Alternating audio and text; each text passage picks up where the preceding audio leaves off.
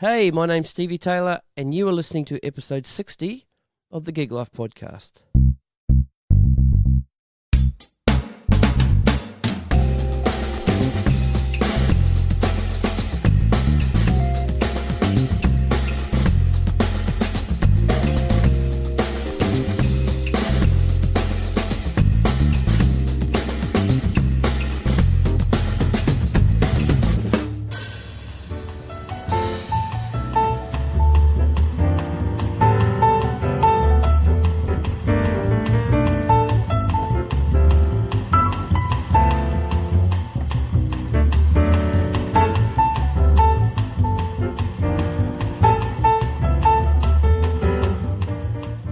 My guest today is pianist, bass player, composer and songwriter Bill Risby.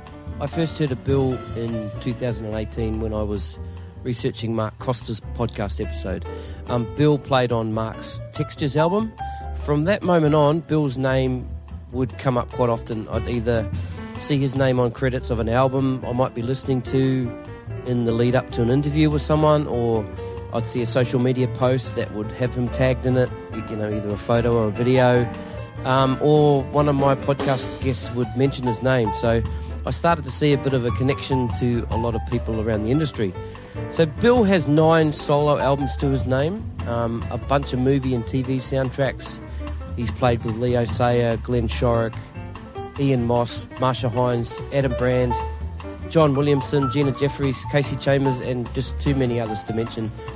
Bill's ability to cross over seamlessly into any genre of music makes him one of the most accomplished musicians in his fields, be it jazz, improvised, popular music or country.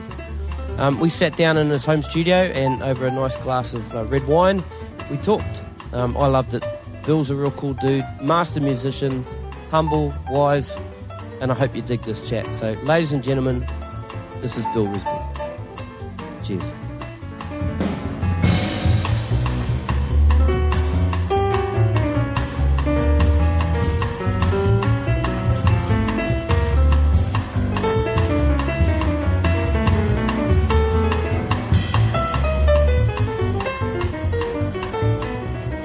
Well, I think we're rolling. Bill Risby, welcome to the Gig Life Podcast. Thanks, Stevie. How are you, man? Oh, I'm great. Good. Yeah. Now, before we sort of roll back to how it all sort of begun and stuff for you, what's a week in September 2019 for Bill Risby? Oh, man, that's a great question. Well, I mean, every month's different, and this month has been lots of high school certificates. Yeah. I've played for a few different schools. Yep. Some schools have a lot of students, 4 or 5. Some schools just have one, so you drive there and play for someone's HSC, have a rehearsal. And then I've been a rehearsal pianist for the Sydney School Spectacular this last weekend. And also I did a gig with the Humming Song Choir at the Concourse in Chatswood. And that included a short set of my own music, which was fantastic. It's a beautiful room and playing a beautiful Steinway piano and everything. And then a couple of other sort of gigs I wouldn't really mention, Was that just to pay the bills type gigs, or? Yeah, I mean, not that I wouldn't mention them, but I actually can't remember them. Oh, right, okay. Oh, I did a great gig with Barry Leaf, who I love playing with. Right. He's a great singer, great band. Did you play on his last album? I did. Carrie produced Carrie that, produced didn't he? that, yeah. Yep. Yeah, it sounds fantastic. A great sounding record. Great band, Yep. Yep. Yeah.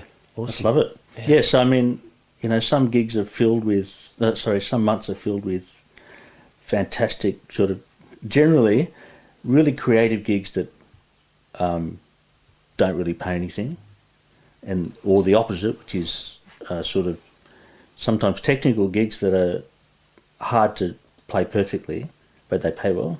Right. Say doing something that's live on TV or something like that. Right. And there's a huge variety of things that I end up doing every month. Right.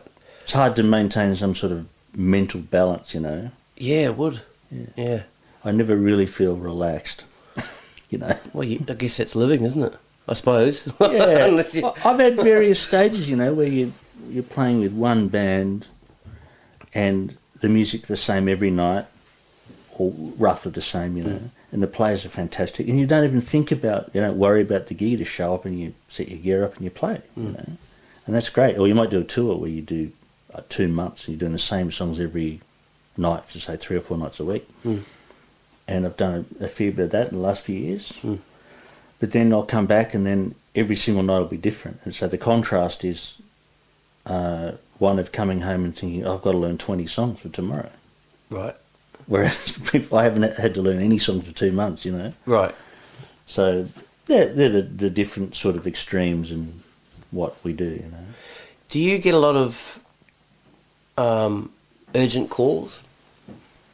Such and such hasn't turned up. Bill, are you available? Can you do it? Occasionally, but not that often, yeah. Yeah. But I do because I suppose I'm on the list, you know. On the list, yeah, right. Everyone's on the list. Yeah. Yeah. Some people ring you up and say, hey, I've called everyone. You're the 19th person I've called. And I normally hang up, you know. Yeah. We did a drummers round table earlier this year, and that kind of topic came up about that being the last call. It was hilarious. Right. Is that the one you did about Jeff Beccaro? Is that No, that was a different one. It was a different one. It was just drummers. Right, I haven't heard that yet. Yeah. And I think Fab was telling that story. Great. I love Fab. Yeah, he's cool, man. Yeah. He's really cool. All right, so let's roll back to how it all began. Now, are you originally from Sydney? Yeah. Yep. I was born here in Paddington. Yep. In a hospital. It's no longer there. It's now apartments. And I lived in Earlwood, you know, sort of inner westish for about 10 years. I lived in Perth for a year, 1979, and then I moved to the North Shore, which is similar to where we are here now. I went to Clara High School. So, yeah. And I started playing piano when I was 3. Yeah. 3.5 or something like that. Right. Yeah. Musical parents? Yeah, my mum was a piano player and a singer, opera singer. No, not semi-opera singer, you know. My father was just a music lover, but didn't actually play anything. So lots of records and... He had this huge record collection. Some, you can see the vinyl over there, which half of that's, all of that, most of that's from his record collection. Right. Or maybe half of it, you know. Yeah. And he just used to sit me in his lap and play music. Great. And he had this ridiculously diverse taste in music, you know. He loved Dave Brubeck, jazz quartet, you know, and he loved Pink Floyd, and he loved the Daly Wilson Big Band, you know. And he gave me a Meatloaf album, just things that you don't see how they could be related, right? Yeah. And because he didn't really have any boundaries with what he liked, I sort of ended up the same, you know. That's cool. Yeah, it's great. I mean, I can't really imagine a better combination of upbringing for somebody that's going to end up playing music. Yeah. I mean, my mother played. She wasn't a great piano player, but she was a pretty good teacher.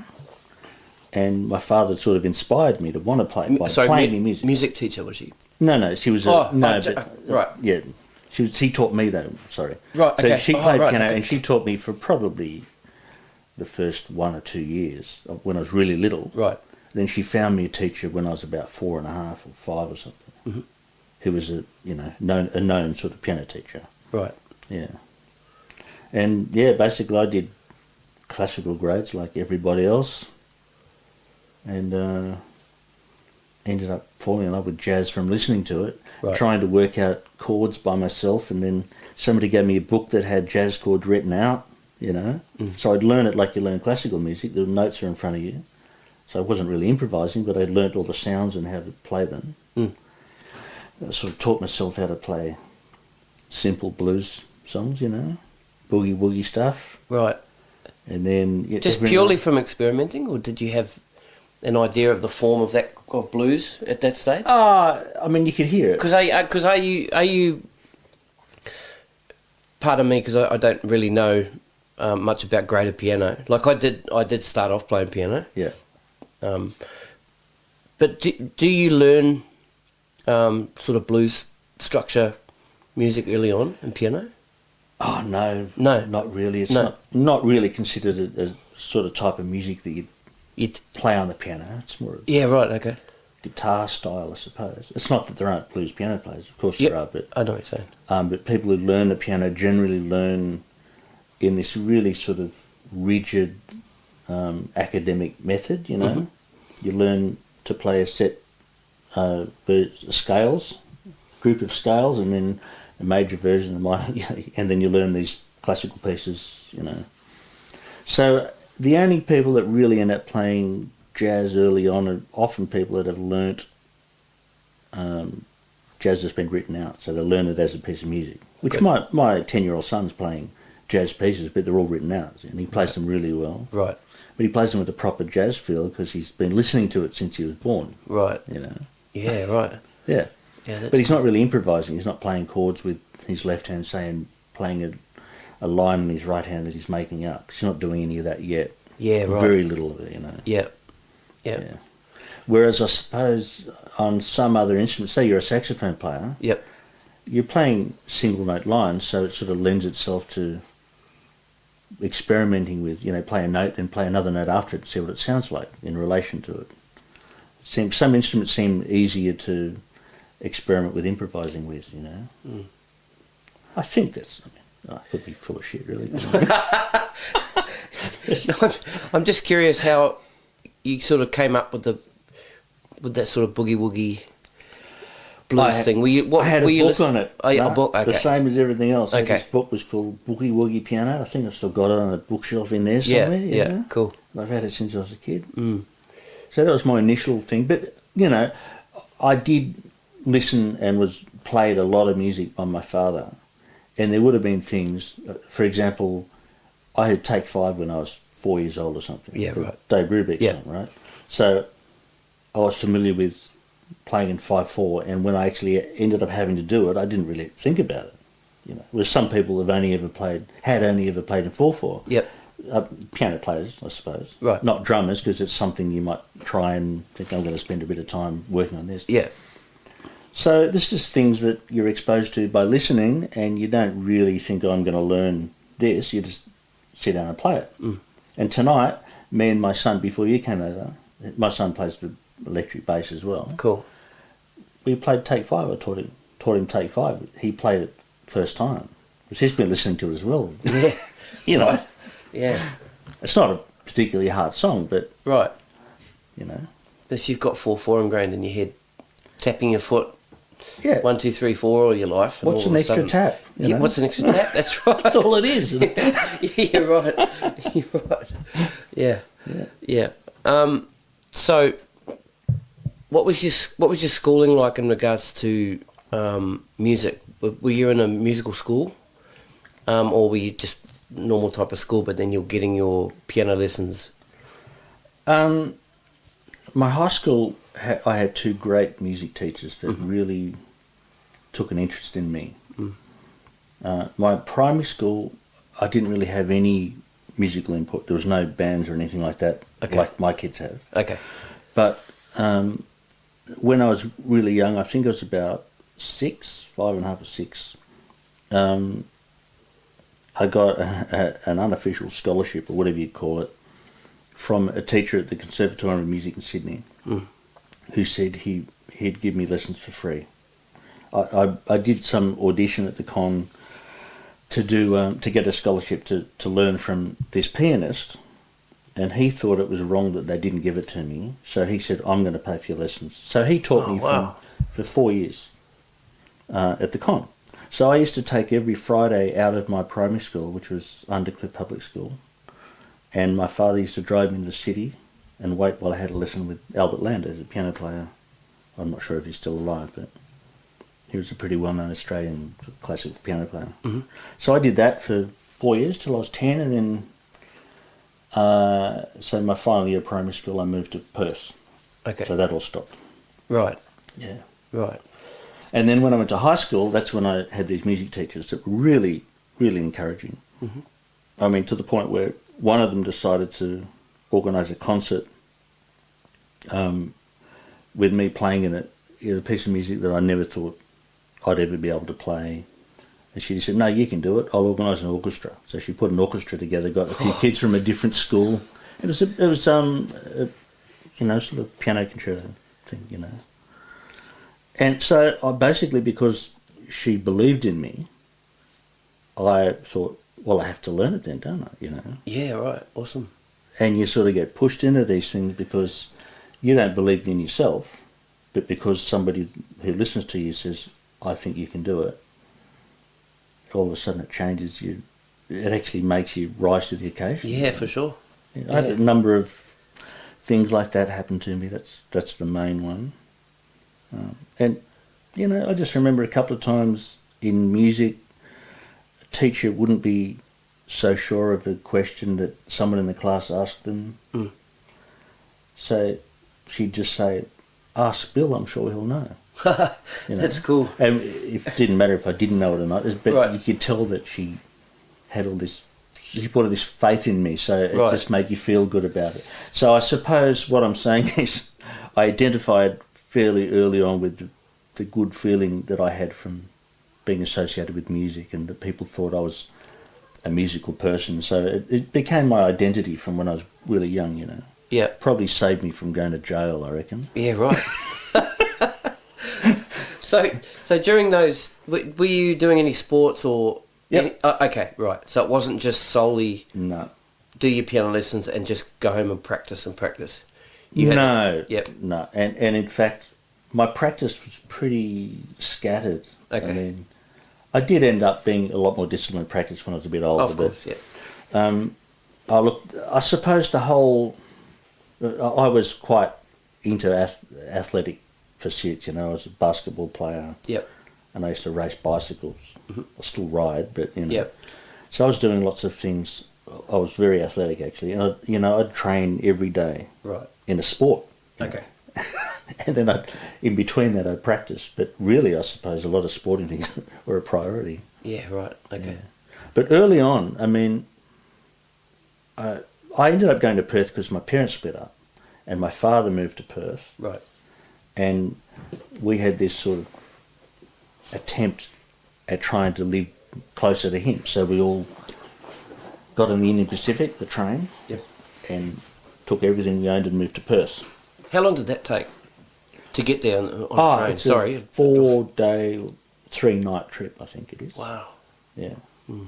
And I remember we had 23 cardboard boxes of all our belongings, pots and pans and clothes, and we showed up at the train station with 23 boxes, and there's no car. My mum didn't have a licence. Right. My dad sort of left out of the blue, you know. Right. But anyway, that was a really difficult time for me. I was 10 and my dad sort of left without saying he was going.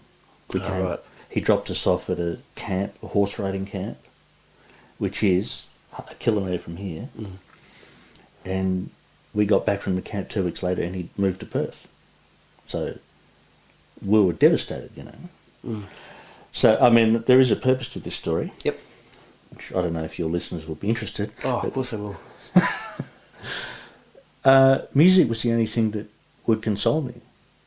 So I was so grieving so much that sometimes I couldn't really see any light at the end of the tunnel. Mm. But I ended up getting an album.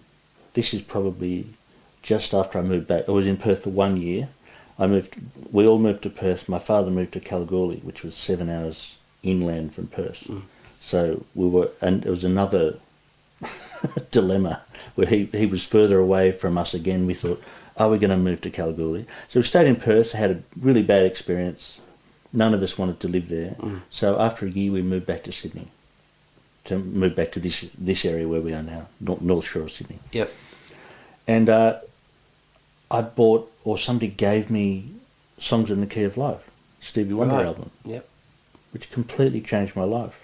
And I had it on I had a little cassette Walkman, which a lot of people had back then. Yep. And I'd play it every day, all day. Mm. I bought the double album, the vinyl record, which is on the shelf over there, made a recording of it, wore the tape out, re-recorded it. Yeah, cool. Listened to it for years, learned everything on it. Mm. Not on purpose, I didn't sit down and try and work it out, I just listened to it so many times. Right. You know. Right. And really, you know, in many ways, music saved my life. Mm. It was I had this sort of emotional connection with playing. I used to play the piano all night, sometimes overnight. My mum knew that it was the only thing that made me happy, so she just let me do it. Mm. Even though it'd be 2 o'clock in the morning she probably couldn't sleep, but she said, no, he's really sad, let him play. Oh, It sounds tragic, doesn't it? no, not at all. Yeah. That's a great story. Yeah. Mm. So, you know, what can I say? Mm. That's really where I found out that I need it. I need to play. Mm-hmm. And I need to play just to let out whatever I'm feeling. You know. On your website, you've got a little paragraph, and I generally think music speaks for itself, but I like to add a few small comments. That music is many things to many people, and for some, such as myself, it's a need, and it embodies a certain desperation, a yearning which can't be fulfilled in any other way. For this reason, music is special. So, do you think you kind of came up with that during those times? Absolutely, yeah. Yep. I mean, that's the foundation for all of those thoughts. Yeah. That's what I'm saying. Actually, the whole thing about the yearning was when you get to a point when you're so despairing or so sad that you've cried so much that you can't cry enough to make you feel any better. Yeah. I'd go and play the piano and it'd make me feel better, you know. Great. Yeah. Yeah. And I'm certainly not saying that I was good at playing the piano, but that was the thing that I needed to do. And I suppose that feeling that comes out when you play, when you're in that state of mind, is something that I think is the most valuable thing in music. Yeah, for sure. Yeah. Because it doesn't matter how well you play or how fast you play, or what matters is whether it has any feeling in it. If you actually say anything, I mean, you know. Yeah. Yeah. I mean, a lot of people play and they learn just because it's fun to play, you know. Yep. It's fun to play the guitar. I always wanted to play the guitar, you know, so they go and buy a guitar, and that's great. You do play a little bit of guitar though, don't you? Not really. I play bass. Yeah, I know you play bass. Yeah. Yeah. I'm pretty terrible guitar player. You know. Okay. It's good fun. Yeah. Yeah. So, you know, people play for all different reasons, but the sort of music that I like listening to has that sort of emotional content. And I suppose if you listen to Songs in the Key of Life, for example, which I mentioned earlier, that's what it sounds like to me, you know. Yeah. I mean, he's upset about politics, race relations, everything, love, you know. That record's just like a whole conglomeration of life, his life. Yep. And you just hear it in the sound of his voice, whether he said any words or not. And that's all that comes out, you know. So I suppose I have an endless pursuit trying to pursue that. Yeah, because you've recorded 9 solo albums, is that right? Or have you got more? Oh, no. No. Okay. So that's a lot. That's a big body of work. Some of those too were really short. You know, they're like 200 copies, and they were all gone. They're out of print. Yeah, right. So when you record your own albums, you can, you know. I recorded sort of 3 solo piano albums at the same time, worth of music in sort of one hit, and released one of them, and 2 of them are just sitting there. Right. Because you put the first one out and see the boxes at the top of the shelf. Yeah, right. Yeah. That's where that first one is. So am I going to make another 2 and put them next to those boxes? Right, I understand. You know. What I'm getting to, I guess, is I mean that's a big body of work. So are you writing and recording those out of a need to, out of an emotional need or stuff that you're going through, and because you bring out your emotions on the piano, is that how these albums have come about? Or has somebody said, we'd like you to do an album on this? Or look, I'd have to say... You know what I'm saying, eh? Yeah, I do, yeah. I'd have to say that the compositions, that's how they came about. Yeah, the actual songs, when I wrote them. Yeah. Often you go to record them and all of the feelings that you're trying to convey just don't come out. Right. Because you're paralysed by the red light. By the red light, right. Know. The pressure of that. And I often find it much easier to do what we're talking about when I'm playing on somebody else's record. I don't care so much about it being a representation of me. Right. So if somebody asked me to play piano on their record and I really like the music, then I just let it all out, you know. Sort of in an uninhibited way. Right. Whereas when I'm playing my own thing, look, I've got a piano sitting in front of you here. Yeah. And it's virtually a studio here, so I haven't recorded anything of any significance that I like, and I've tried a number of times. Right. Because I'm not satisfied with that I've actually said what I actually want to say to people. Right. And maybe that could just be an excuse, you know. Yeah. Because there's so many ways that we sabotage ourselves because it's basically frightening. Right.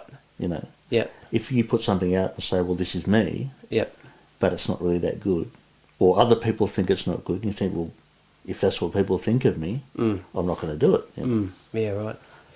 There's something else that you wrote. This has just given me another train of thought, what's similar to what we're sort of talking about here, but you also talk, the recording is a clever trick. Hang on, so let me go back a part of the paragraph. So music in its purest form comes directly out of a person or an instrument. Now, it doesn't come out of speakers, it's the vibrations coming from the whole instrument or the person.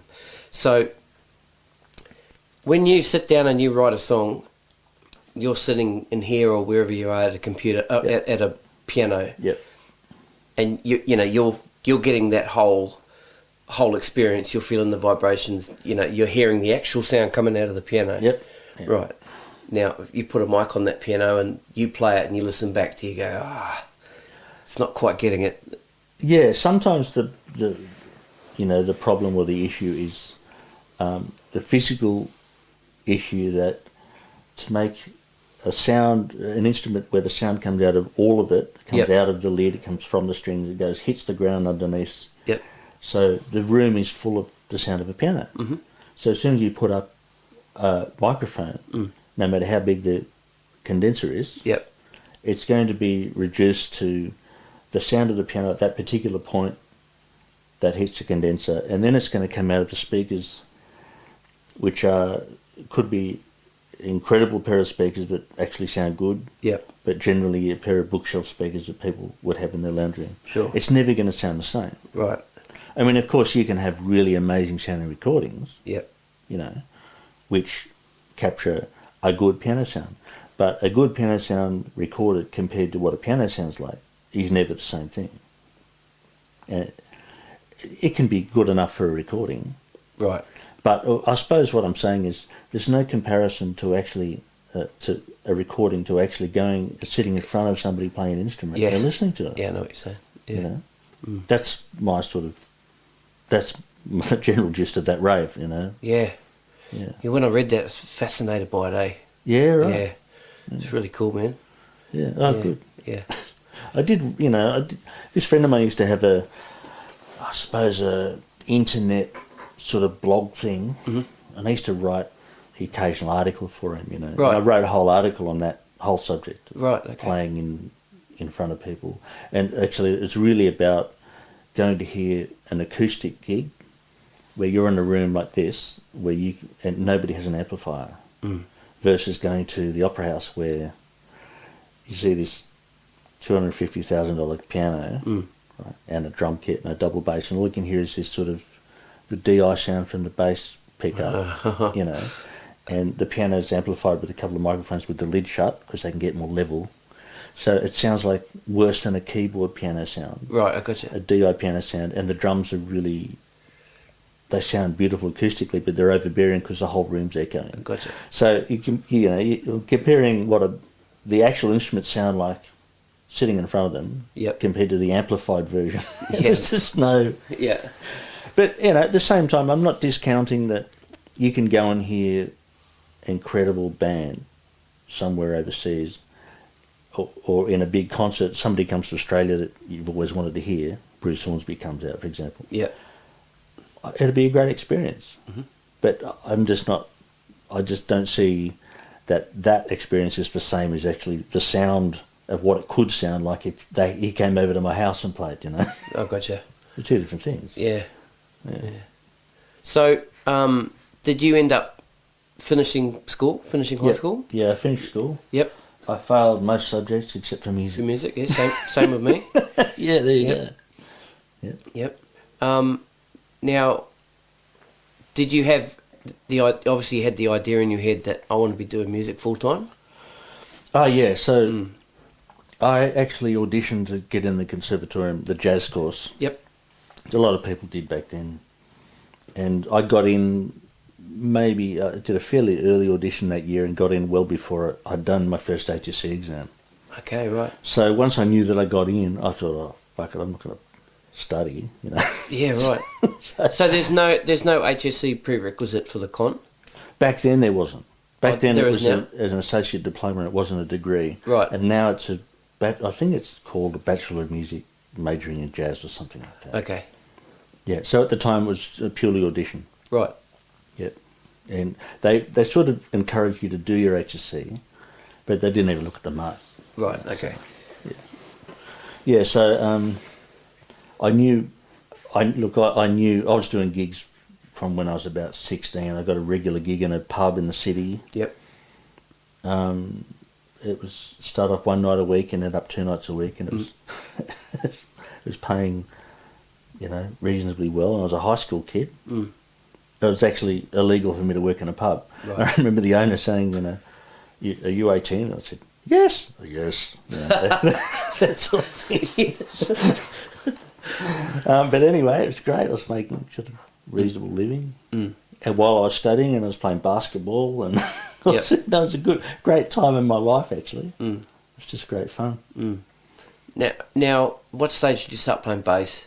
Why did you start playing bass? Ah, well, you know, I started playing bass because I used to love Oscar Peterson, and I used to listen to Ray Brown, and George Mraz, who used to play with him as well, and a few different bass players. In fact, there's a photo up there of Ray Brown with my wife. Oh, right. Oh, awesome. Yeah, and I had a nylon string guitar because my brother learnt classical guitar, and I used to just play it. I played it a lot more than he did, and I used to just copy all the bass lines from the record on the guitar, on the bottom 4 strings of the guitar. Right. So I wasn't really playing any chords. Right. And of course I play upside. I was going to say, you left-handed. I'm left-handed. I play right-handed upside down. Upside down, right? Yeah. Yep. So I basically copied everything, tried to learn everything that Ray Brown played. Right. And then I ended up saving it for bass. Mm. I can't remember who I bought it from, but I had this Vantage bass, you know. Mm-hmm. It was fretless. No, it was fretted, and I took the frets out. Right.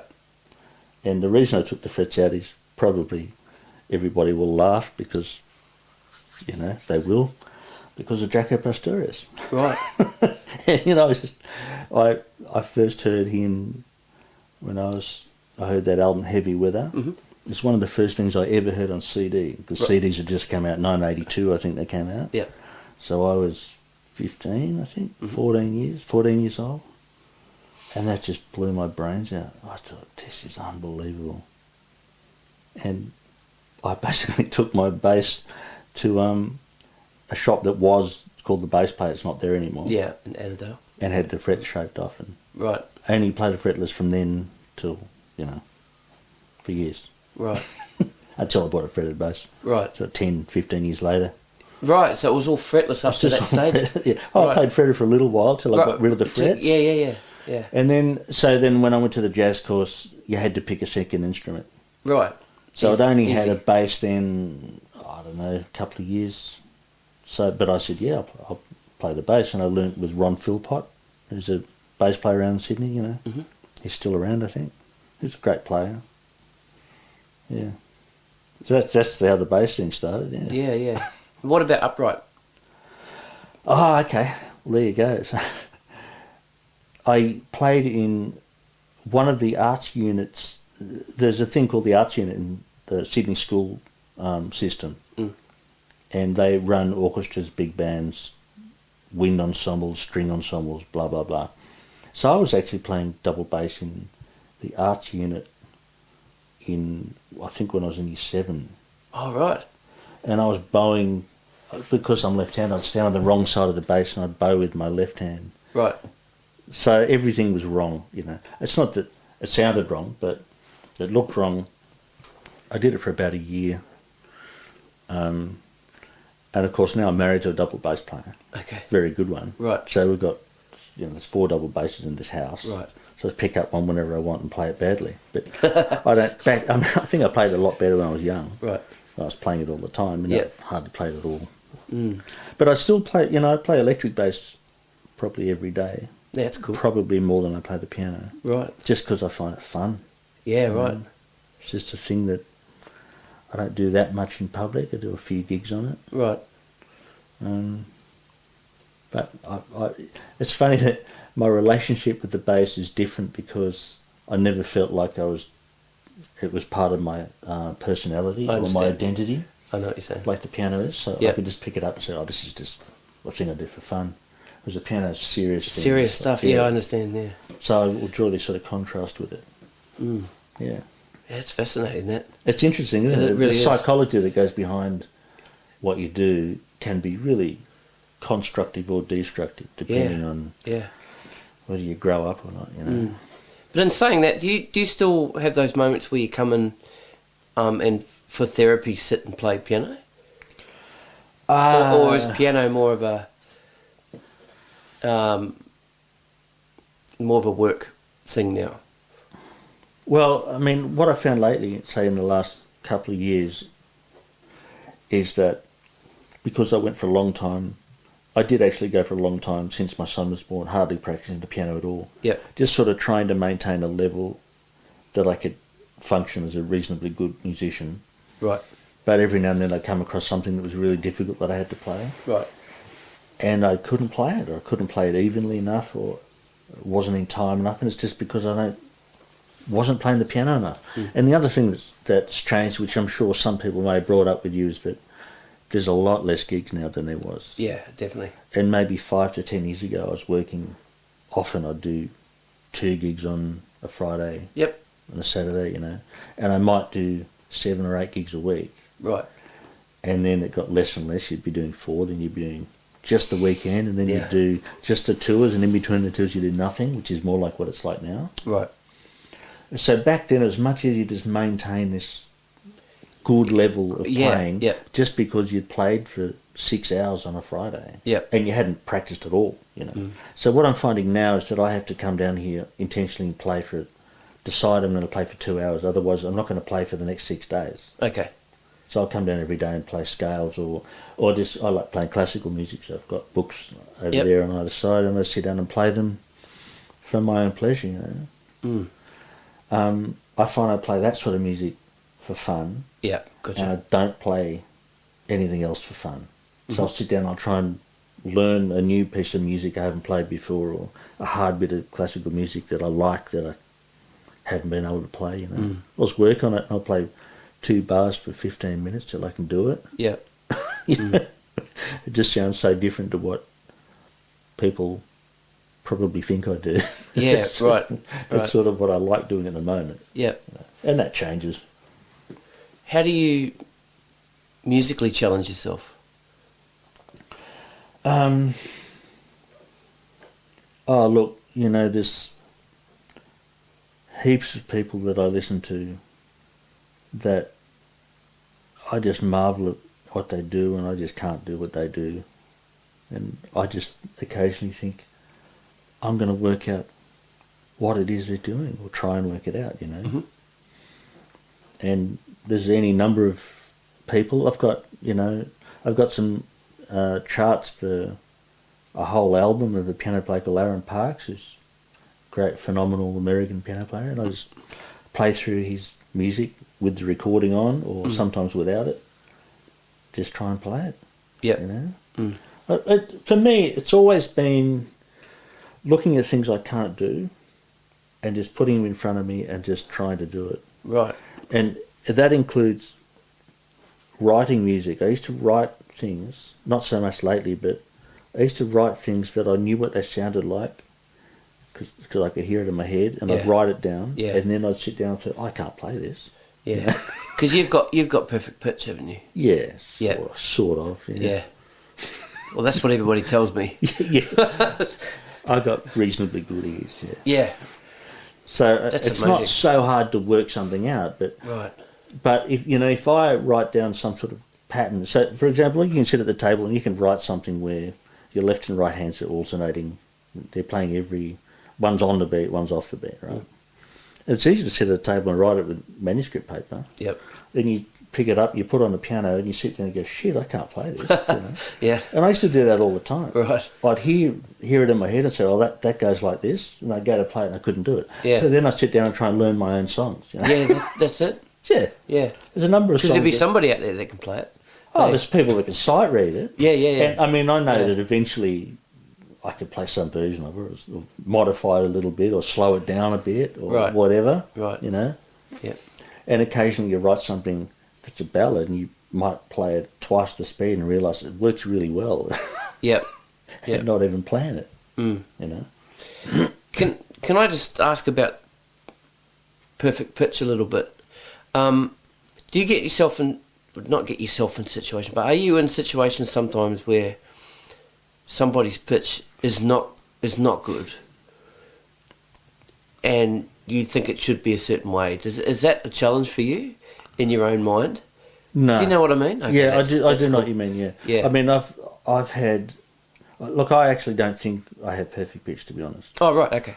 I don't... I mean, people can play things and I know what it is straight away. Yeah. But, you know, I've got friends that have had friends in the past that have perfect pitch, and you can play them a note and they'll say, oh, that's 3 cents sharp or whatever. I have no idea. Right, okay. But you can play an A and I'll say, oh, that's an A. Okay, it's a whole nother level of it, is it? Yeah, and right, I don't know if... I mean, I think I probably just have really good relative pitch. Right, okay. But also have a memory of it. So, you know, I remember what an A sounds like from a year ago. I understand. Whatever, you know what I mean? That makes sense. I actually don't think I have it, and I don't think... Sometimes I think, oh, there's no such thing, but, you know, there probably is. I don't... That's an interesting topic, actually. Totally, yeah. Yeah. Because, you know, there's a really interesting... There's a guy called Rick Beato on YouTube. I don't know if you've seen him. No. He's got this son, a small boy who's got the most phenomenal ears I've ever seen of anybody, really. He'll just play the weirdest chord. And doesn't the boy write it down on some... Or he'll just say, he'll say sing an E flat. He's Yeah, playing right. this clump of chords, and his son will sing the note. Right, I have seen that. So it sort of goes beyond, you know, it's fine playing a 13th chord or something. You go, oh yeah, it's a 13th. But this kid's doing this amazing stuff. So anyway, this same guy, Rick, has this talk. He talks about perfect pitch. I think it's called Can You Learn Perfect Pitch? Right. And he says some really interesting things. So if anybody is really interested in it, they should look that up. Yep. Yeah, Rick Beato, Rick Beato. It's great stuff. I'll find that and I'll put a link to it in the show notes of this. Yeah, fantastic. So just go into the show notes and click the link and it'll be there. Yeah. Fantastic. Fascinating. Yeah. Well, a little while back we were going to get into the music that the people that you played with, so we'll get into that a bit now. Yeah, okay, cool. Now, tell me who some of the first sort of artists you started playing with. Okay. Unlike a lot of your other guests, I didn't really play with a lot of really well-known people till fairly late. I mean, that's questionable. I remember doing sessions. I've sort of done recording from fairly young because when I was younger, I was very involved in the church. I'm not anymore, but back then, and I ended up playing on this record when I was about 19, I think, which sold a lot of records, you know, and it was very piano heavy, right? And also it sort of featured piano in a way, right? And the record was called "Seek the Lord." Yep. And I never even thought about it, you know. They just said, "Can you come and play on this record?" I said, "Yeah, sure." I knew the guy who ran this church, and it's sort of the music that you'd hear in a sort of big church, a couple of thousand people. So anyway, this record sold a lot of copies, a lot more than any of the a lot of the commercial records that I played on now.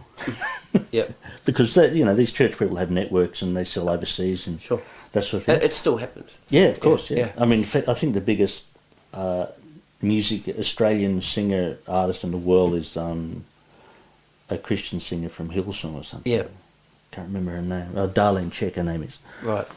She sold more albums than any other Australian artist. And nobody knows who she is, unless you're in the church. Yeah, right, gotcha. Anyway, so this record sold I can't remember, 30,000 copies or something, which is a lot back then. And so a lot of people knew who I was, and I didn't really know why, because I was young and naive, basically. But I ended up playing on other things, that sort of similar, related things, church sort of records. And I ended up playing just on ads, because people knew that I did sessions. Yep. And I used to work occasionally at this ad agency called Songzoo, which I think Carrie's mentioned on his talk with you. And I met Erina Clark. I met Erina and Barry Leaf. They were both working back then, both Kiwis. And Erina ended up hearing me play and said, "Do you want to do a gig?" So I did a one-off gig with her at this big hotel, which is sort of where the entertainment centre was in Chinatown in Sydney. And then it was great. We got on really well. She liked my playing. I loved her singing. We wrote some songs together. And she ended up getting a residency in a hotel, the Wentworth Hotel in Sydney. I had a band, put a band together which had Victor Rounds, Con.He and myself. And her, so it was a 4-piece band. Occasionally we had Dennis Mason come and play with us as well. He's a saxophone player, percussionist and singer. Right. So that was sort of the first well-known singer or person that I played with. So I was probably, I think that was about 1994 or something like that. So I can't work out how old I am. I was back then, whatever, 26 or something. Okay. Yeah. So, and then I ended up playing with Barry. Barry and Erina were married at that stage back then. And but I didn't work with Barry for a few years after that, because I think it was either I was going to work with Erina or Barry, and if their gigs conflicted, it could have been a bit controversial. Right, I understand. But every now and then I'd do a gig with Barry. And Barry, playing with him was like going to school, It was just, I just learnt so much. Right. And he was such and still is such a beautiful guy, and he's so relaxed. And he basically, I'd say, "Look, I don't know this song." She'd, "Don't worry about it. You'll be fine." And he'd just start playing. Oh, shit. Okay. But I ended up learning how to learn songs really fast. Learn the form in one go. And then, so you'd learn the chords in the A section, and then you'd learn the form, and then maybe Victor would turn around and say, "This last A section's a bit different, it does these chords," and he'd tell me just before it happened. And Barry said, "See, you know the song." It's just like going to, music school, the school of hard knocks, or Yeah. It's just magic. Yeah. Whereas Erina was different in that, she'd want to learn a repertoire of songs she really liked, and we'd all go home and learn them. Okay. Have a rehearsal and then just do the gig. Barry was just, I'd never had a rehearsal with him. Right. Just show up at the Manly Boat Shed or whatever and, do a gig. And it was great. Magic stuff. So then through playing with, so one band I didn't mention is the Prophets, which was a band that Jeff Duff had, who's a singer around Sydney, who we mentioned earlier. Jeff's he's a great guy. Very sort of misunderstood, I think. He's sort of an androgynous looking David Bowie type of character, but a great singer. And he had a band with 5 horn players, percussion, piano, bass, drums, guitar. And we had a residency at the basement, the old basement. Sorry, not the really old basement, but not the one now. Yeah. Anyway, I got you. So we were playing there for, I think, every Friday night for years, And other gigs around that in other venues and whatever. And I met Carrie Buchanan through that, I know Carrie keeps coming up, but, Yeah. I ended up having a lot of great musical experiences with him. Yep. The first time was playing in the Prophets with him, and I remember the day I met him in Stage Door. Right. I couldn't believe his feel. Yep. Yep. I heard people like that on records, but hadn't played with anyone. Had you heard about Carrie at the time? I'd never heard of him. Never heard Actually, of him. You know what? Jeff Duff said, "We got Carrie doing the next gig. I think Robbie Syracuse was playing drums in the band, and I don't know for what reason he wasn't. But anyway, Carrie, we had a rehearsal, I think, because Carrie was the new drummer, or I don't know if he was just doing some gigs. I really can't remember. Right. What year was this? Do you remember? This would be before I was playing with Aaron, I think. So early 90s. Yep. Yeah. Yep. I could be wrong. And I just remember we talking about stuff we like, and I remember him saying, one thing I remember him saying is, "Do you like Steely Dan?" It's almost like it was almost like an audition question. Yeah. I love him. you know. And I thought, well, this guy's obviously got taste in music, you know. So the only reason I brought him up is because later on, after I was playing with Aaron, he ended up sort of MDing Marsha Hines' band. And at one stage she needed a new keyboard player, so he got me a gig in her band. Right. So I ended up in one of the versions of her band, which was... Did that have Victor? It had Victor, John Bettis and Carrie and me. Right, okay. Which I loved. It was fantastic playing. Yeah. You know, and it's just a great time. There's some... Is that the band where there's some YouTube clips of you guys playing on TV? Is that incarnation of it? I don't know. I've never looked up that. Yeah, right, okay. We did, one thing I do remember is we did This Is Your Life. Marsha was on This Is Your Life. So I remember playing, that was on TV. Yeah. Right. Yeah, so I was in the band at that stage in her career, whenever that was. Yeah. Okay, so I played with her. It was probably for about 1.5 or 2 years or something. Right. You know, there wasn't heaps of gigs, but occasionally there was quite a few. I'm trying to think of who else. I ended up inadvertently playing in the country music scene. Yeah. Inadvertently meaning that there was a guitar night put on at the basement, and it involved Peter Northcote, I think it was Rex, and Rod McCormack and Stewie French, who the last two were phenomenal country guitar players. Okay. They're sort of the top of their field. Right. And I'd never played with them or heard of them. Actually, I'd heard of them, but I'd never heard them play or anything. And I found myself playing country music with them at the basement, right? And Rod ended up saying to me after the gig, he said, do you do sessions? I said, yeah, predominantly, you know. And he said, would you want to come up to my studio and play on some things? I said, I'd love to, you know. And within a week, I was driving up to Central Coast and playing at Rod McCormack's studio. Right. And he sort of, at the time, was producing half the country albums in Australia. You know, he was, I suppose, whatever you could call the closest to a big-time record producer there was back then. Right. In Sydney, anyway, or Central Coast, whatever, this part of the world. So he ended up getting me to play on, sort of every time he had to book a piano player, he'd ring me up, and I was going up there every couple of weeks and doing an album, and so I was playing with all these country artists. Right. I mean, I realise that's different to being in somebody's band, so travelling around like I was with Marsha, but...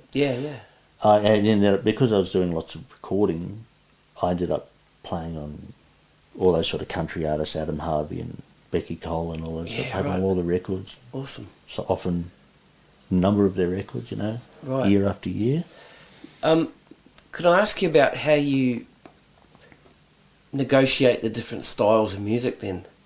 Now, you said you sort of all of a sudden was starting to play country. Now, leading up to that, knowing you're going to be going to do these country gigs, were you putting on country albums and listening to the way that the piano players were playing, or were they hiring you because the sound and the way that you played would suit their music? That's a great question. Well, okay, I wasn't the sort of person that had not listened to country music. Yep. Because I actually... Not saying you hadn't never heard it. No, but I'm saying... But I actually already liked country music. Oh, cool. Whereas a lot of people hate it. I have this... There's a few people I used to really love their playing. Sometimes they're sort of crossover people. Yep. But I used to love Pig Robbins as a piano player. Right. A famous country piano player from, 60s or 70s. And Floyd Kramer, I used to have probably still have it over there, a Floyd Kramer album. Right. Who was sort of the really sort of typical style that everybody recognises as country piano. Mm-hmm. And, you know, there's a handful of other people that I'd hear, or I had a couple of country albums. Mm-hmm. One of these records that my father gave me, apart from the Pink Floyds and the Stravinsky and the... Right. was Charlie Pride, you know. Yeah, right, awesome. And I had a Dolly Parton record. Yeah. And I still love that song, Jolene. Mm-hmm. So I had, you know, I did have this broad, but you can't say, I definitely won't say that I was a learned country piano player. Gotcha. But because I've got fairly good ears and I'd listen to what they were doing, I could sit down and say, someone would say, play like Floyd Kramer, and I could do it. Yeah, right. Yeah, you know. So I sort of knew a couple of different piano styles, country piano styles. And basically they seemed happy. But the thing about Rod is I'd say to him, just tell me, if you want to be really specific, play me something so that I can hear what you mean. Right.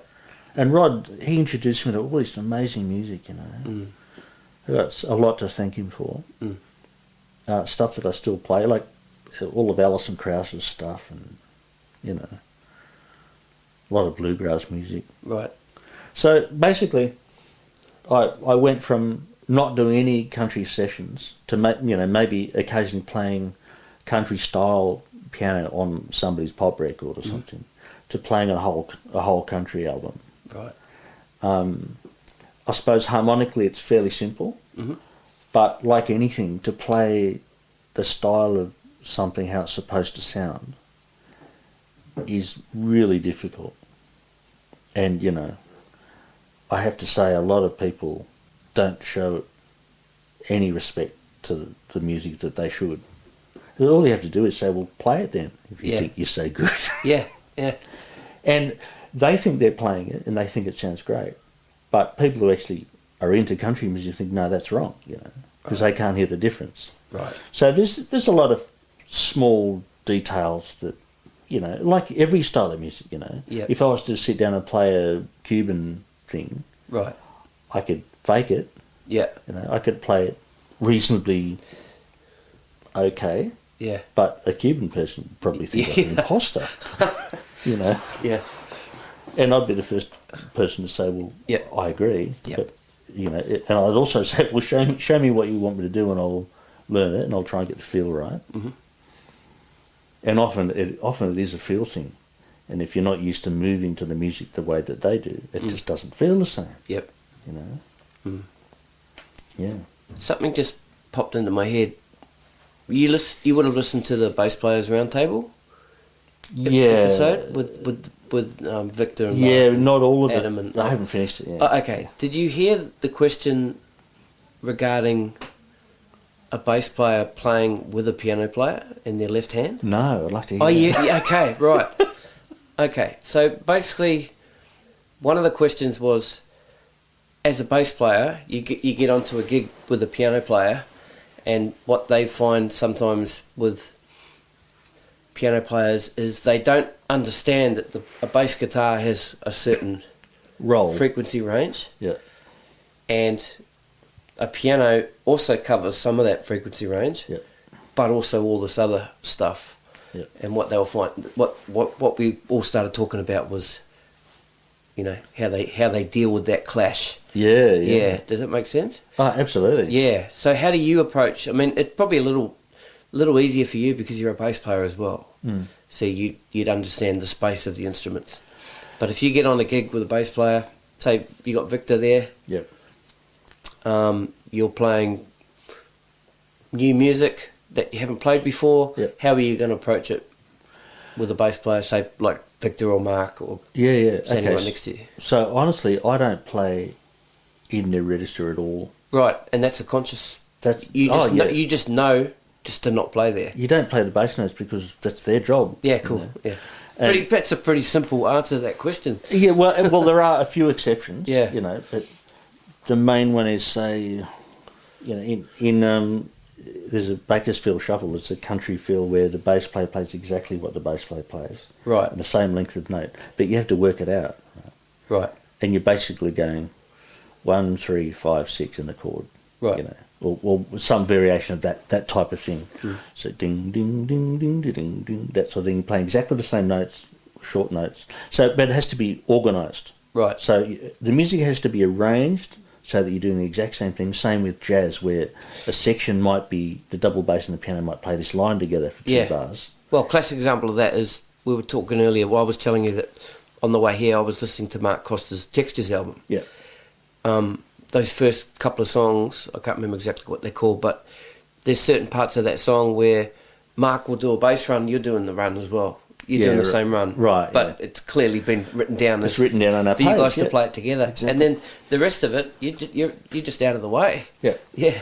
And essentially, I mean, for a lot of that style of music, or jazz, or for whatever you want to call it, the left hand of your pianos would generally play the chords, and so an octave higher at least than where the bass is, and you wouldn't play any bass notes ever. And often, usually, you never even play them in the chord. So if it's a G chord, there's no G in your chord, because he's playing the G. You don't have to play it. And your right hand might be playing a line or double exaggerating the extra notes in the chord or whatever, you know. So, yeah, I mean, you definitely have to... Another complicated combination, which you probably didn't talk about with the guitar players, with the bass players, is when piano and guitar are together. Yeah. Because we're in... Often, if I do what I just mentioned with the bass players, now I'm in the same register as the guitar players. Right. My hand's up where they play. Right. And they're playing a chord and I'm playing a chord. Well, how many people do you need to play a bloody chord? I mean, you know. Right. Well, we're actually in the process of planning a guitars round table, so that's going down as one of the questions. So okay. Yeah. It'll be in there and it'll be answered. Yeah. Well, again, that's just another thing where it has to be organised. Yep. You know. Yep. And I'll bring up Carrie again, but he had a band doing Steely Dan music. Bodacious Cowboys. Bodacious Cowboys. And they had 2 guitar players in it. Right. And me, of course, and piano. And sometimes horns are playing a chord as well. Right. A horn section. Yep. So the only way you can make it sound musical, or so people aren't clashing with each other, is that one of the guitars is going dit dit dit dit dit dit dit, or whatever it is. It's a single note, and the other guitar's playing something in the gaps when the other guitar's playing, and then the horns are playing a chord, so then I'm playing some sort of weird thing in between, and then sometimes the other way around. I'm playing the chord, the horns are just playing a stab.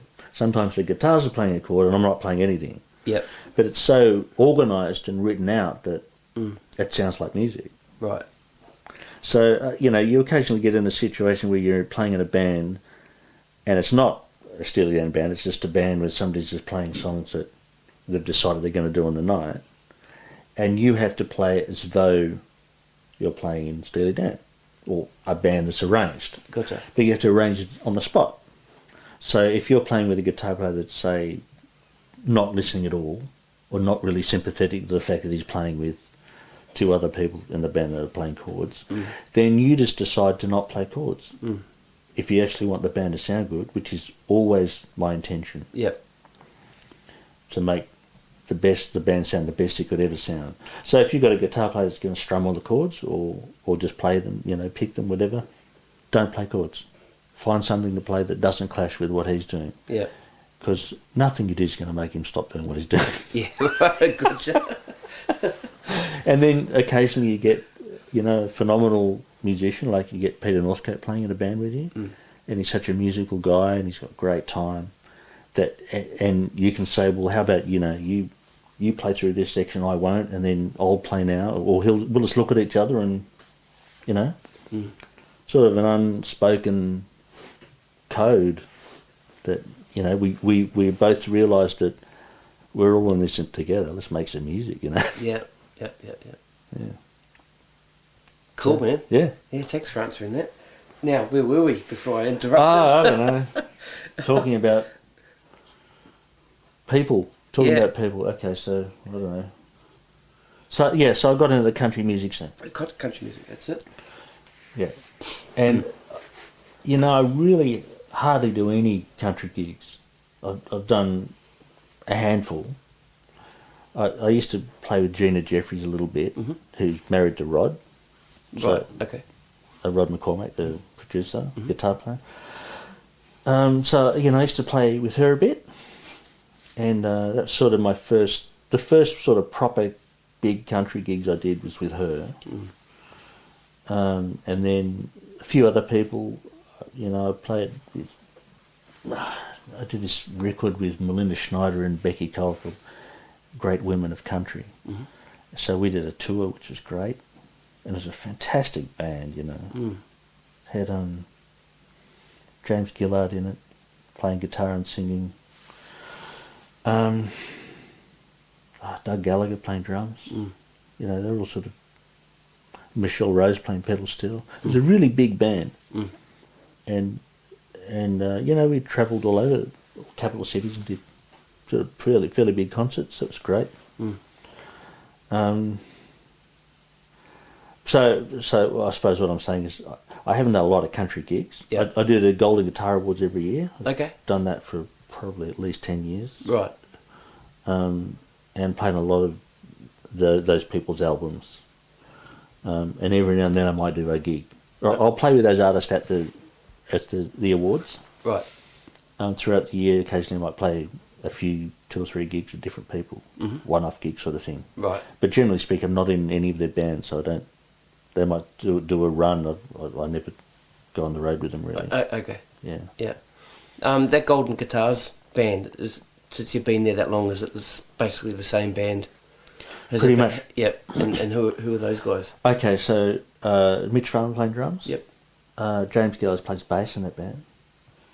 Brendan Radford is the music director and plays. He lives in Brisbane. He plays acoustic guitar and sings and plays harmonica. He also plays things like mandolin, and he's a great musician. Stewie French, who moved to Nashville this year, right? But he's flying back to do it, so he'll come back in January to do the awards. Unfortunately, which is incredibly sad, Glenn Hanna was in the band. Glenn Hanna passed away this year. So this coming year will be the first time we haven't had Glenn in the band for years, Right. So that's going to be very difficult for everybody. Yeah, right. Camille Tanar, who is a great backing vocalist who's married to Stewie French, usually does it.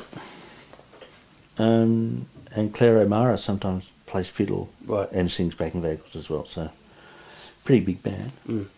Yeah, I think that's everyone, yeah. Right, so you're currently playing with Leo Sayer? Yes. Right, so how did that come about? It's a long time ago now, actually. Yeah, right. He's been in Australia, I think, at least 15 years, maybe 17 years or something. And it was probably, his original band was Rene Gay's band, I think. So it's Mark Kennedy, Paul Burton, guitar player. It was Harry Bruce playing bass, and it was Alan Mansfield playing piano.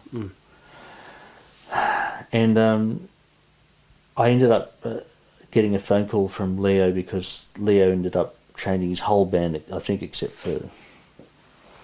I think he had Paul Burton still and Mark Kennedy kept playing, but the other two, for whatever reason, weren't in the band anymore. And Leo rang me up, and the place that I met him originally was, he did an album in Rancon Street Studio, which is a studio in Mascot, and rang me up to see if I could play some songs on his album. And that's because Garth Porter, who's another big country producer, was recording this record for Leo. Right. So I'm not sure if Garth put me onto him, or I think he might have. But basically I got a phone call from Leo and said, can you come in next week and play a few tracks on my record? So I ended up playing on all of them, or most of it. That record was called Don't Wait Until Tomorrow. It ended up being like an orchestral record. Right. It was a big budget record. And Leo loved my playing, and it's a bit arrogant, isn't it? But anyway, he did. Well, he ended up hiring me, so he must have. Yeah. Anyway, and I've sort of been playing with him ever since. Right. So probably from that album, if I could work out when it came out, It's been a long time. It's probably been 14, 15 years. Yeah, right, okay. Yeah. Now, how active is he these days? On and off, because Yep. he, well, not only, he's 74 or 75 this year, I think. Oh, shit, is he? So he's a lot older than people think. So sometimes he'll do a tour here one year, and then the following year he'll do a tour in the UK, then the year after. So, Right. and in between he does sort of corporate gigs, or occasionally do a short run of 4 or 5 gigs. Yep. I mean, I'm going away with him next week for 4 gigs or 3 gigs, and then the week after that. But I haven't worked with him since January this year. Right. So I did a whole lot of things then, and then he went to the UK and did a tour. There you go. Right, gotcha. So maybe, who knows, but we'll do these gigs, but maybe next year, the beginning of next year, he might do, usually it's a 2 or 3 month tour. Right. He might have 30 dates or something. But I don't know if there will be one next year, but, you know, that sort of seems to be how it goes. Every second year sort of thing. Right. It's sort of not like having a regular job, you know. Yeah, right, I understand. But so of course I've got to make a living. So in between I've been playing with Glenn Shorrock lately, which I love. You know, I grew up listening to Little River Band, and still, you know, I still have these moments of I'll look out and say, God, that's Glenn Shorrock. Yeah. What's he doing there? Yeah. In my band. No. Yeah. Did you? You know, I have pinch me moments. I think I can't believe I'm playing with these people. You know. Yeah. Did you play on the Glenn Shorrock album, the songs of Little River Band with Jack? No, I didn't. Right. Okay. No. Right. I would have loved to have, but Yeah. I've heard it. It sounds great. Oh, really? Yeah. I played on his previous record. What's it called? Can't remember. Rising or something. Anyway, I played on one song on that. Yeah. And Mitch Cairns, I think he wrote the song that we played on. I think Mitch Cairns is a bass player from Melbourne who's is a friend of mine, and he plays with Russell Morris, and that, you know, he produced Russell's last few records, won an ARIA for them, so he's a fairly well-known record producer type person. Do you do any like remote sessions from home? Yeah, all the time. Okay, right. Yeah. Sometimes it's saved me, you know. Yeah. That's why that mic set up over there next to the piano. Right. I open the lid and I swing the stand. I was going to say, is that where it's supposed to be, or no? Yeah. But the lid's open, and Right. I shut it when I practice because it's really loud with the lid open. Okay. Yeah. Right. Yeah, I mean, I often do tracks for people. Yep. And often just on the keyboard here, but yep. When people want the piano, of course, I'd much rather play the real piano too. Right. If I can. And what's your approach to recording? What do you mean? Actually, it's a pretty open-ended question. Don't worry about that. It's don't fuck up. That's my approach. My approach is walk carefully towards the piano, don't make too much noise, sit down and play properly. Right. What about bass? Do you do any in bass sessions? I do. Yeah. Awesome. Yeah. Often I'm doing both. I'll play piano and bass on something because because I can do that. Yep. You know? Yeah. But not heaps though. Nowhere near what I do on the piano. Yeah. Right. Yeah. And often somebody will ask me to just play piano on something, and I say, I can put bass on it too if you like, you know. And I'll give them 2 versions or whatever, you know. Yeah. Yeah. You played on some movie soundtracks. Yeah. Right. So can we talk a little bit about those and what those? You could say who some of those or what some of those movies are, and what are those sessions like? Are they in a studio with a full band orchestra, or are these remote sessions as well? Or? They're all most of them aren't remote. Yeah, occasionally they are. Yep. A couple of times I put some sort of ambient music down. They'll say we need 50 seconds of, they'll tell me what happened in the scene and whatever. Okay. But that's pretty rare. Right. Usually I'm going to a studio and playing either with a band or quite often lately a string group, like, 16 string players, Right. and a couple of times a full orchestra, which, look, to be honest, is terrifying. Yeah, really terrifying. Yeah. I mean, I'll be honest, if you fuck up, then they have to do it again sometimes, if you're in the same room with them, which I have been occasionally. Right. But lately, they put the piano, mainly to get a better piano sound or whatever, they put the piano in a separate room, in which case if I do play a mistake, or sometimes, here's a trick, to be completely honest, with everybody who's listening, which is quite embarrassing. If I get to some section that's all written out and I know I'm playing it with the strings and I think, I'm going to screw this up, I just don't play it. Right. It's very rare, but if I think, it's just, they have to get all this done today, I just won't play it, and I'll just overdub it, yeah. Yeah, right. That's smart, yeah. I've only done that as an emergency thing when I think, I just can't waste their time, and also I don't want to embarrass myself, Yeah. But, Drummers can't really do that, eh? No. Well, they actually could. Yeah, you can. Usually they're in a separate room, which is great. Yeah. Well, I remember doing one of those ABC themes. I remember playing, that's on ABC Radio, I think it is.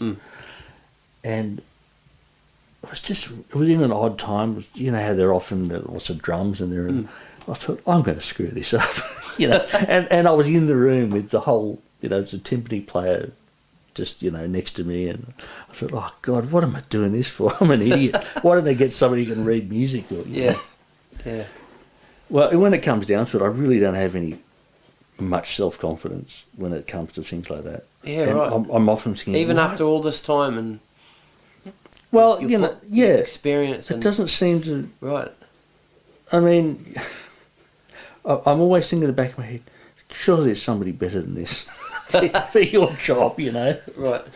But I appreciate that they must have hired me for something. Yeah. Maybe it's that I know that in the end, I know a few things that could get you through, Yeah. Like, don't play. If you can't do it, just stop for a second. Yeah. Just come back and just put that bar in if you really have to. Probably really appreciate that, that consciousness. Sometimes. Yeah, so, I mean, it varies, the situation. Sometimes it's just sometimes, how varied music is in film. So sometimes it's a jazz quartet. Sometimes it's bongos and a trumpet. Sometimes, a couple of times I've arranged stuff for a film, and usually it's been, a scene where they've wanted jazz for 1 or 2 minutes, or in a restaurant or something, there's a band playing in the background, so they want it to sound like Glenn Miller or whatever, so you write 4 horn parts and a piano, bass and drums, and you just go and record it, and it's pretty much generic jazz, and they want it to sound like a jazz standard, but they don't want to pay the copyright for a jazz standard, so or they have the rights to use the song, so I just have to arrange a jazz standard, or whatever. Right. But really, I don't do that a lot. I've done that a few times. Most of the time, I've just gone in as a piano player, and when I get there, I find out that I'm playing with a small string group or a band. Usually if it's a band, they'll ask me who I'd want to do it with, okay, cool. Or they'll say, we've hired these people, and they're always great people. Yeah. Yeah. So there you go. That's cool. That's fascinating. Yeah. One time I got this phone call from this woman in Paris, and she rang me up maybe 8 o'clock at night. I can't remember exactly. I was living in Crow's Nest at the time. She said, "Oh, look, I got your phone number from Christopher Latham. Christopher Latham's a violin player in Sydney who's a great musician. And he knew this woman in Paris. So she rang me up and said, we're supposed to release this film in about 2 days, and we found out last night that we don't have the rights to the music that we've put in the film, which is music by Arvo Pärt, who's an Estonian composer. I love his music, It was very sort of minimalist piano music, sometimes with strings, sometimes with a choir. And she said, do you think you could copy or emulate the style of music that he's played. And I said, when do you need it by? She said, tomorrow. So, you know, I said, yeah, sure. You know, so I ended up writing maybe, I don't know, 5 or 6 scenes. I basically improvised them. I listened to the music that they had and I thought, oh yeah, it's pretty simple music.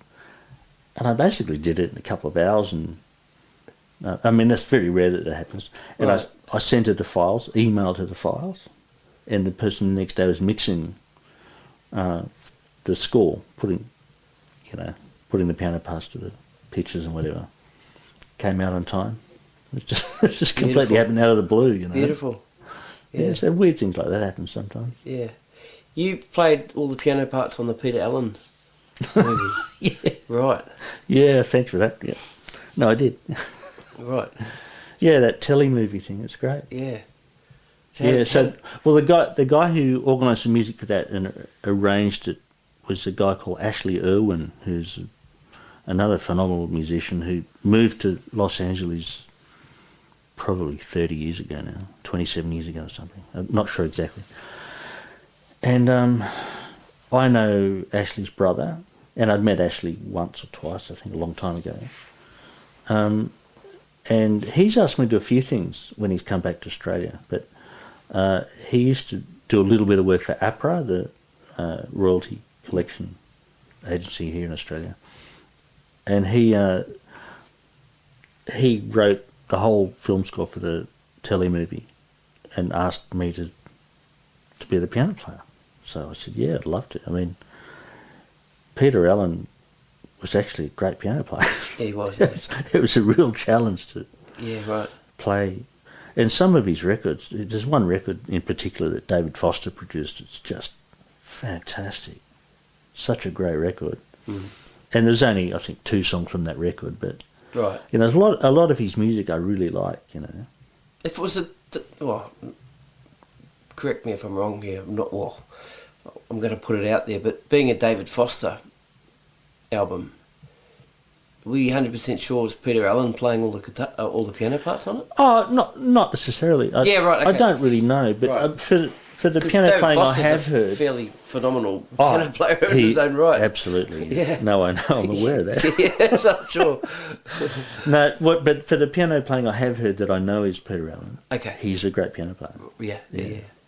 Mm. I mean, you never know with recording. I mean, the thing about recording is I could put something together on this piano in an hour that's a 5-minute piece of music, and I might use the whole hour to put together something that I couldn't play. Yeah, I know that. You know, I mean, you know that. Some people don't, but a lot of people. And the same applies to Peter Allen's music. I mean, I don't know. I assume back then that because it was on tape and they were true. They were just playing it. Yeah, right. Okay, think of that. Yeah. But yeah, it could have been David Foster. In fact, I'm sure he would have played on those records. At least some of them. You know. Yeah. Well, however you look at it, they were great records. Yeah, they sure were. Now, I saw on your YouTube the Sarah Morrison quartet. Oh. That was cool. Man, those 3 kids are gun players. Yeah, she's my stepdaughter. She's upstairs. Oh, right, okay. Yeah. Right. Yeah. Right. She's my wife's daughter. Right, okay. Yeah. Phenomenal. And the little kid playing the bass is my son. He's 10. He's upstairs. Oh, right. Yeah, and then who's the little drummer? He goes to school with Sarah. His name's Matt Simmons. Right. He's a fantastic kid and great drummer. And actually, fantastic drummer. He plays piano. Oh, right. he's a great drummer. Because that first song, he sets it up. With some those little fills and we ended up doing those recordings because we did this concert which Sarah got as a member of the arts unit or whatever it is to play at the Opera House. Do a concert as a featured artist at the Opera House. Right. So we had to do an audition video, you know. Right. So we still did it on my phone, I think. But anyway, we sent that video in. We did it in this room. Yep. And, you know, we weren't intending to make a video or anything, but I thought, I'll just put it up on YouTube. Yeah. Just when I was doing my research, you know, I just... Because I discovered others.Bill today. Oh, right. Yeah, because I'd seen your website and I couldn't see on Facebook, and I typed in Bill Risby on Instagram. Right. And then I was looking at your website again, and then there was the handle down the bottom at others.Bill, and I clicked it, and there was Instagram. Yeah. And then I clicked another one, and there was a Twitter, and then I thought, I wonder if I'll go and have a look on YouTube. Yeah. And sure enough, there you go. there it is. Yeah, it's a bit of a mystery. I sort of stay a bit hidden. Yeah, that's and cool. also, I That's a don't good really, I don't promote music on Yep. any of those things. I'm not really interested in it. Yeah. You know. Well, your Instagram's your photography, isn't it? Yeah. Yeah, it's But great. maybe I should, do the music thing on social media, but I don't know. I've found in the past that it doesn't necessarily make much of a difference, It might for some people at some levels, but for what I'm doing, I mean, it's pretty much all word of mouth. Yep. If you want me to play on something, ring me up. Yeah, and if it's the same people still calling and, Yeah. I don't see... I mean, recommending and... maybe someone new overseas or something will see it and go, oh. But there's so many great players, that's not going to happen. Right, yeah, fair enough. Yeah. There's some players on Instagram, you think, God, listen to that guy, Yeah, it's right. just extraordinary. Right. I mean, they're all sort of little 1 minute snippets of people, but... Well, what's your take on that then? Because from the drummers community, and I've talked about this before, and some of my friends have talked about it too, there's definitely a type of drummer that's their thing. Playing really, really choppy, playing a little YouTube video and getting their likes and they make their living off that. Yeah, right. Yeah. But, put that person behind a band and try and play groove, and they probably can't do it. Yeah. Yeah. Each to their own. And then... Is there a sort of piano versions of those kind of things? Where they've got channels and they're just phenomenal chops piano players. Yeah. They get all their hits and... Absolutely. Okay. Yeah, and I love these, they're phenomenal piano players. They play things I could never play, Right. And I love looking and going, wow.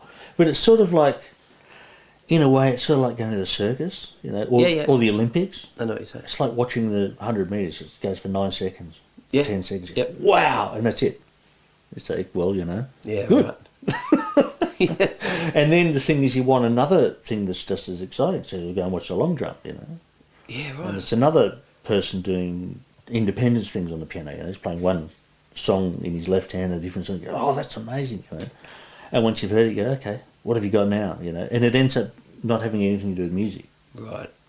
That's social media, isn't it? Yeah. So it's just boop, boop, boop. So since that you brought it up, this is one thing that I've been observing in the last sort of few years or whatever, and that is that social media has changed how our brains work. I mean, this isn't new news, right? There's articles on it in newspapers and whatever, which you can read on your phone. Yeah. The irony. Yeah. But the point is that our brains have changed so that we have an attention span of less than 30 seconds. Whereas you thought radio made it bad bringing it down to 4 minutes, when music used to go for 7 minutes if you're going to listen to Yes or Genesis or something from the 70s. Yep. To classical music, the one piece of music would be 40 minutes, to Wagner where one piece of music is 4 hours long. Right. So, we've had our ability to focus on something that has any sort of validity reduced to little snippets of things. And so what's changed is, rather than listen to something as a long form, something that grows and you develop with it and you become immersed in it, like listening to, say, a classical symphony or something, or say a long piece of a Steely Dan song, Asia, the song Asia, right, which is about 7 minutes long, I think. Yep. We want a dopamine hit. See, we want to hear, we want something to go blah at us, and shock us, because we get this little feeling, right? Yeah. And as soon as that feeling's gone, we immediately want it again. Mm. It's the same, you know, all these articles I've read lately have to do with how the way our phones work and Instagram work are the same as the way poker machines work. You know, it gives you the exact same feeling as somebody who's addicted to gambling who wants to hit that button again. Yeah, right. It's the same thing as a like on Instagram. Yep. So all of that, the way that our brains have been moulded to think like that, have affected how we experience music, and including me. And it's affected how long we can focus for, how fidgety we get when we haven't been entertained. You know, if you want to sit down and put down a Brian Eno record, which is just going to be one long note for 20 minutes, well, I used to be able to listen to that sort of thing and shut my eyes and just get lost in it, you know. Right.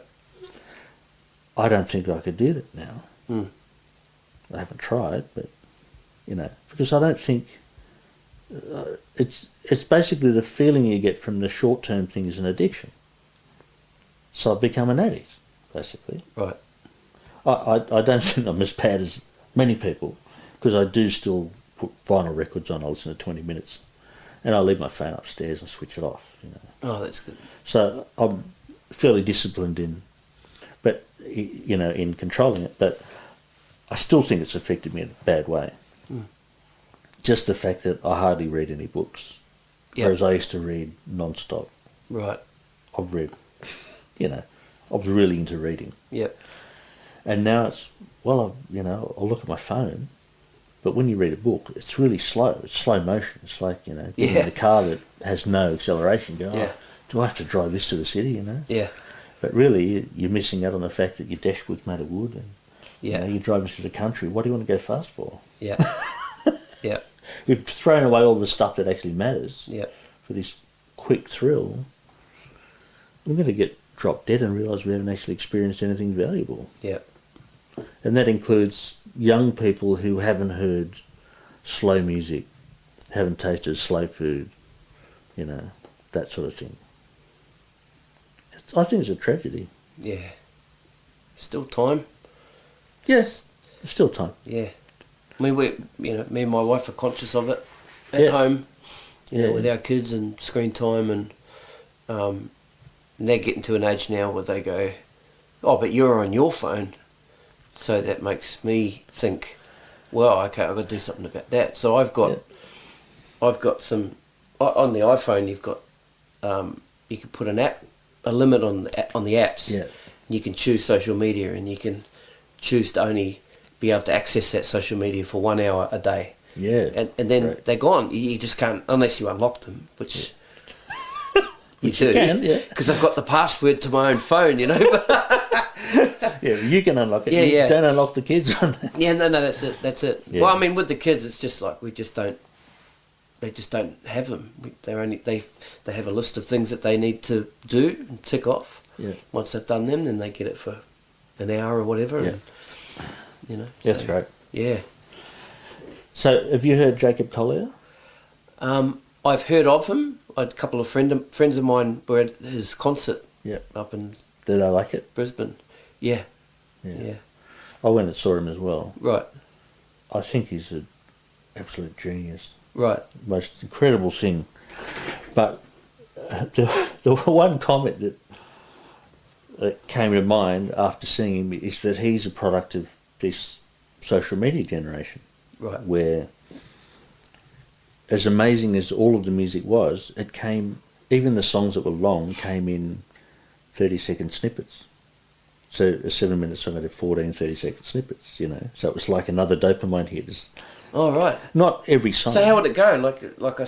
Well, they just have these incredible sections, you know. That and then it'll be something completely different. And then it is completely changed, and it'd be slow and really funky, and there'd be another, oh, wow, that's amazing. And then it'd go into something else. But as a song that's long-form piece of music, it didn't necessarily make any sense. It was more like being the Instagram of music. But you as amazing as anything you've ever heard. You think he's consciously done that, though? Possibly, yeah.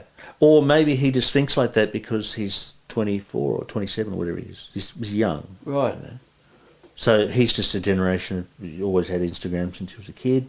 Maybe, I don't know.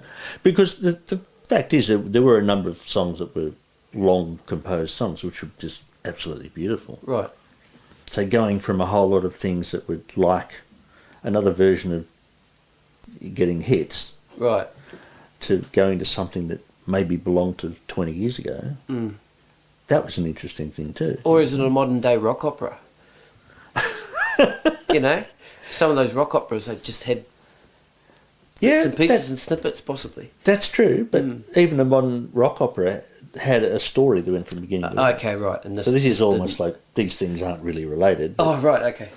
But they were all part of a continual piece of music. They didn't stop and start a new one. Okay. I don't know. I mean, I could be talking out my ass. No, absolutely not. But that was just an observation, you know. Yeah.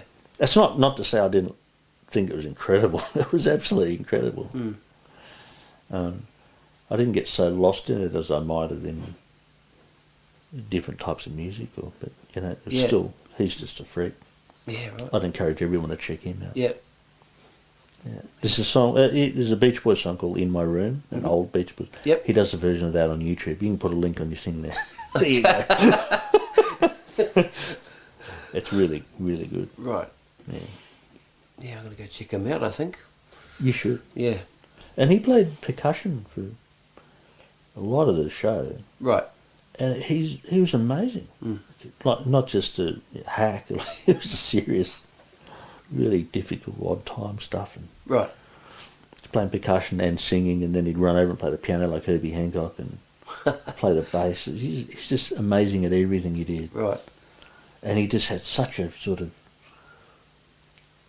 not scattered, what's the word? I can't think of the word. Basically, he had so much energy and stuff coming out of him all the time. He was running, like, literally running across the stage, playing things all the time for the whole concert. Right. It was manic. It was manic. Right. And fantastic. I'm so glad I saw it. Yeah, it's cool. Speaking of Herbie Hancock, did you go and see him when he was here? Oh, yeah, he did a thing called the International Day of Jazz, International Jazz Day. And he did a whole sort of day, there was a whole day of workshops at the Sydney Opera House. Oh, right. And Herbie did one of them. So I saw him at that. Right. And I can't believe I was as far away from I am to you. Yeah. From Herbie, and he was just playing the piano, right? Yeah, so it was just him on the piano, it wasn't his band? No, it was a band. Oh, right. It was a band of the university that he's the alumni of, something like that. Okay. So it's all the young people who went into Herbie Hancock Academy, and they're all phenomenal. Yeah. And he was playing with them, so he'd get up and play with them. And they also had a piano player that played for sort of half the songs. Right. You know, so the piano player would be playing "So What" on the piano, and Herbie would get up and play it. Well, you know, it's just fantastic. Yeah. Yeah. All right. What's the rest of this year got in store for you? Apart from you've got the Leo Sayer stuff coming up. You finished this HSC stuff. Yeah, I'm doing some rehearsal pianist work for the Sydney School Spectacular.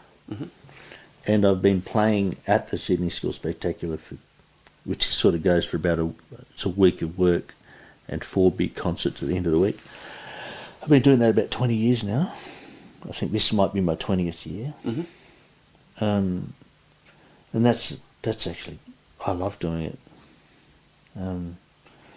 Because the kids you're playing with are sort of professional level musicians, but some of them are as young as 11 or 12. Right. It's just like, well, another one of these things where you look at YouTube and think, wow, look at that kid. And there's some of those sort of kids in this show. Right, you know, okay. every year. That's great. Sometimes the music's not really to my taste, you know, a bit of sort of house music, and it's often music that's come from films and that sort of thing that are current. Yeah. So I think this year there'll be a bit of stuff from The Lion King, or you look at what's out there and you'll get an idea of what's going to be in the show. Right. But I've got some, you know, a whole lot of dates playing for rehearsals with the School Spectacular, with the featured artist. Right? So they'll come in a room and play through the songs they have to play with the orchestra with just the piano or whatever, you know.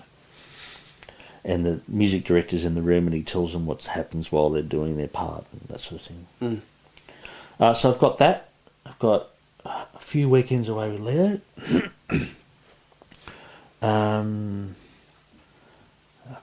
I've got a gig with a choir coming out. Just wacky, disparate things. But anyway, I did a great gig. This is in the past now, but I told you I did a gig where I did a sort of spot with my trio, playing some jazz. I played. Well, the rest of the concert was a choir called the Humming Song Choir, which is about 400 women who've been singing together. It's like a community choir. Right. And every year they do a big concert. So I've been sort of involved in their stuff for about 5 years now. And for whatever reason, you do a gig with a choir and you end up getting 10 gigs with a choir, you know.